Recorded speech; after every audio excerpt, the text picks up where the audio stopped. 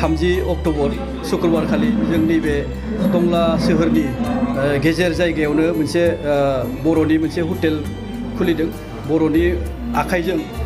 बर'नि संनाय मोनसे हटेल गोनां जानायखौ जों नुदोंमोन दिनै जोङो बेखौ बे टंला सोहोरनि एकदम मोनसे गेजेर जायगायावनो जों खुलिबाय आसा फारिदों बे हटेलनि गेजेरजों जोङो ओनसोलनि किसु ओंखाम जानो थाखाय नागिरनाय उसुबिदाफोरखौ जोङो सुफुंनो हागोन होननानै आरो खावलायदों नोंथांमोननि गेजेरजों बे हटेलाव फैनानै जाहाथे बयबो टेस्ट लानो थाखाय जाफैनो थाखाय नोंथांमोनथिं नाफाम हटेल बर' किटचेन होननानै जोङो मुं होदों नाफामखौथ' नोंथांमोनहा मिथिगौ ना गोरान आरो थास'जों एसे मेनानै बानायनाय ओंखायनो बेखौ मोनफ्रोमबो सानफ्रोमबो डिसावनो बे नाफामा थागोन ओंखायनो जों बर'नि गोमालांनाय जिबिलाक जानाय लोंनाय बेखौबो जोङो लाखिनो सानदों दा नैबे सिजनेल जिनिसफ्रा जेनेबा साम' मोननाय समाव साम'खौ जों लाखिगोन खुसिया थागोन अमानि भेराइटिस माने आइटेम थागोन बोरमा थागोन ना थागोन आरो माने किसु बर'नि जेनेबा एम्फौ लाथा एम्फौ बेफोरखौ जों लाखिनो नाजागोन सम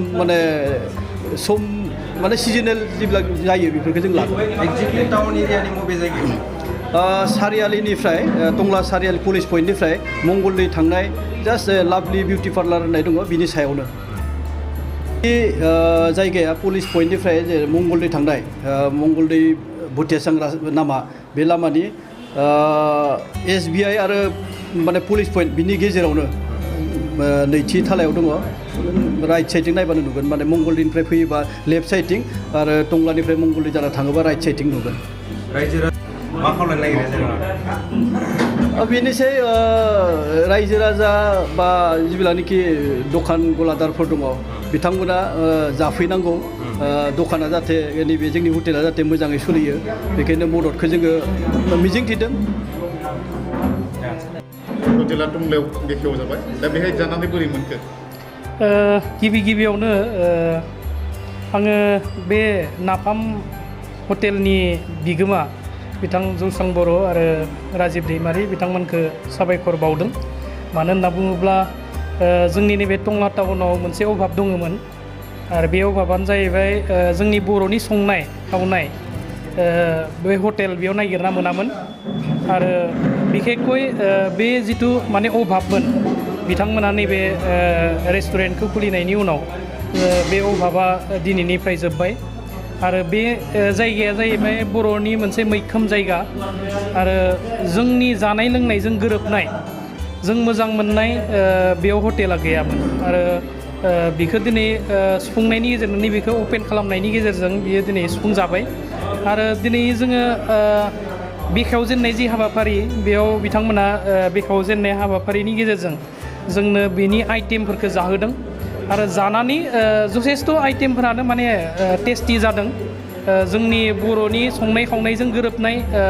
माने आइटेमफोरखौ बिथांमोना होदों आरो बिनि गेजेरजों जों हमनो हायो जे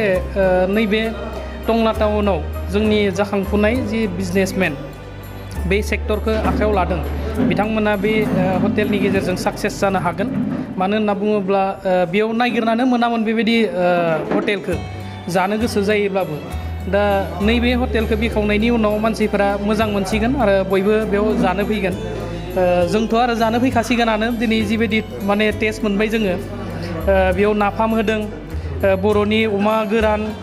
अमा गिसि दाउ बेदर बोरमा बेदर बेबायदि भेरियास माने आइटेमफोरखौ बिथांमोना दिनै जोंनो जाहोदों आरो बेखौ नुनानै जोंनि बे ओनसोलाव थानाय बिभिन्न खामानियाव फैनाय मानसिफोरा बेयाव हाबनानै निसय जागोन आं रायजो राजाखौबो खावलायदों जे नैबे टंला टाउन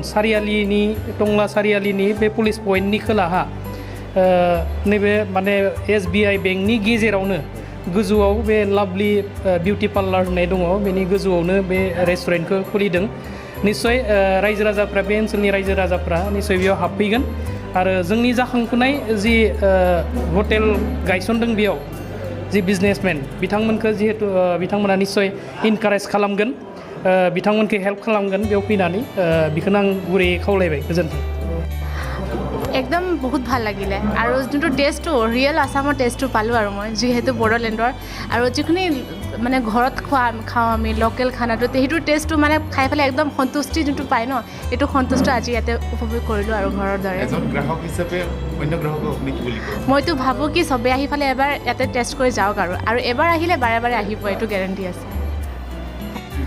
আপোনালোকে যিহেতু খাদ্য গ্ৰহণ কৰিলে কেনে পালে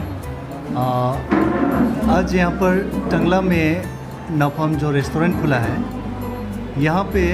पहली बार खाया और खाना का टेस्ट बहुत अच्छा लगा बहुत ही डिलीशियस है और आशा करते हैं कि और लोगों को ये टेस्ट करना चाहिए और हमारे कल्चर का जैसा कि ये जो नाम दिया हुआ है वो जैसा नफम जो स्वीटेबल है स्वीट है और टेस्टी यमी जैसा है वैसे खाना का भी स्वाद बहुत अच्छा है तो हमें आकर बहुत अच्छा लगा हम आशा करते हैं कि हमारे फ्रेंड्स हो या कोई भी हो दोस्त रिश्तेदार फ्रेंड जितने भी हो आके ज़रूर टेस्ट करना चाहिए थैंक यू सो मच